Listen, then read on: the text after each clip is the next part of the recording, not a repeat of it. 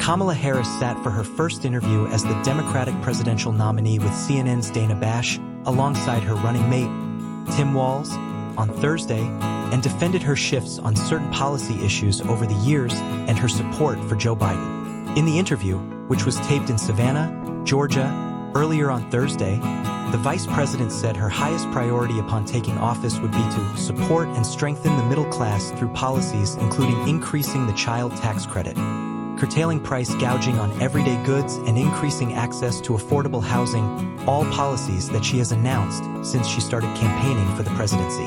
Harris also told how the president shared with her his decision not to continue running for re-election, a first public retelling of that moment. She said she was making breakfast with her family, including her nieces, and was just sitting down to do a puzzle when the phone rang. She said, "I asked him, 'Are you sure?' And he said yes, and that's how I learned about it." As far as whether she asked for his endorsement or he offered it, she said, "He was very clear that he was going to support me. My first thought was not about me, to be honest with you, my first thought was about him," she said, adding that history will remember Biden's presidency as transformative.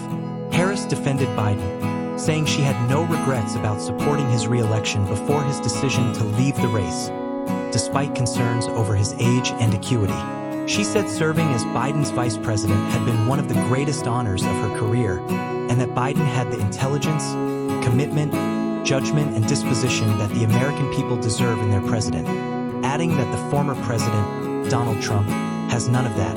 She followed the Biden administration's line on the war in Gaza, echoing the remarks she made on the topic during the Democratic National Convention, where anti-war protests drew thousands outside and ceasefire delegates sought to pressure her on the issue inside.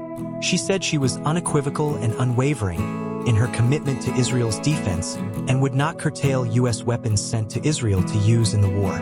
"Far too many innocent Palestinians have been killed," she said, and added, "We have to get a deal done to bring hostages held by Hamas home and end the war." She also touted the Biden administration's work to restore the economy after the pandemic, pointing to capped insulin costs, the current inflation rate of under 3%, and increases in U.S. manufacturing jobs. "I'll say that that's good work," she said.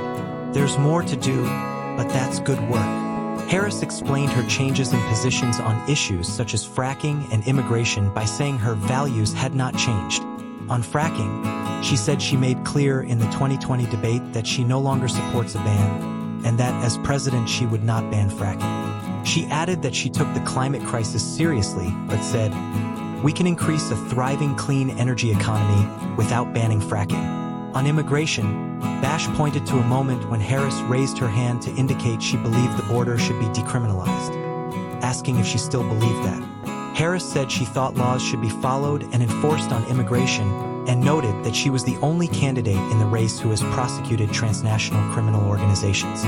She also said she would appoint a Republican to her cabinet if she wins, though she didn't have a specific Republican or position in mind. "I have spent my career inviting diversity of opinion," she said.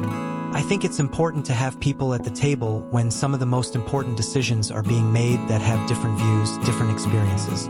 And I think it would be to the benefit of the American public to have a member of my cabinet who was a Republican." She quickly cast off a question about Trump's comments that she happened to turn black in recent years. "Same old, tired playbook," she said. "Next question, please." The interview narrowly met a self-imposed timeline Harris set for a sit-down interview, which she promised would happen by the end of August. It came less than 2 weeks before the first scheduled debate between Harris and Trump, planned for September 10th on ABC. Harris and Walz conducted the interview while on a bus ride around the Savannah, Georgia area as part of a whirlwind tour of the U.S. since they took over the Democratic ticket. Harris has received criticism from across the political spectrum for not doing an on-the-record interview with the media since she started running for president. After the CNN interview was set, Republicans also criticized the joint interview with Walz for being pre-recorded and not live. Before the interview, the Republican vice presidential candidate J.D. Vance posted on Twitter/X, "Breaking, I have gotten a hold of the full Kamala Harris CNN interview, alongside a clip from the 2007